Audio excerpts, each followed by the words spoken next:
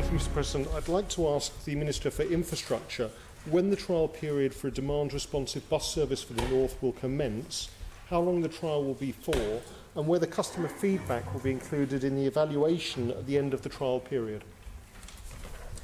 Minister for Infrastructure, Mr. Harmer. Thank you, Mr. President. Work is in hand on the preparation to undertake this trial, and the Department is ready to start, subject to the approval of the RTLC. My hope is that we'll be able to start in the first quarter of the new year. The first review of success will take place after 3 months, but the trial will be developed and will evolve as it moves along. If the trial goes to plan, the arrangements will be made permanent. Knowledge and experience gained will be used to decide what other areas might benefit from demand-responsive transport. Customer feedback is one of the key elements of any trial and certainly will be taken into account in the evaluation. Dr. Allinson. I'd like to thank the Minister for that very comprehensive reply.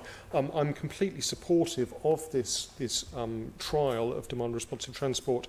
Would he, though, also agree that it's very important to have a user's opinion of this, particularly if we move towards demand-responsive transport, taking over from the traditional and perhaps outdated bus route system? Minister.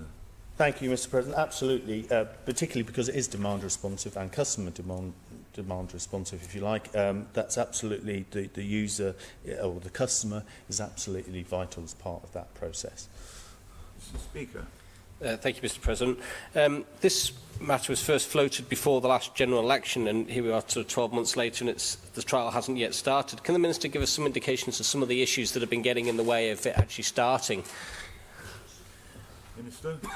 Gosh, I mean, that's... I think with everything, as sometimes I would agree there can be lots of frustrations. I have lots of frustrations, but there is a process. Obviously, part of that was the technology, and that we've got through that now. We've got the technology, we've got the... and now it's with the RTLC and subject to their approval, because they will need to approve it. That's why we're in a place now to actually start it in the new year. But there's obviously issues that have been overcome. But we are now finally in a position to move forward.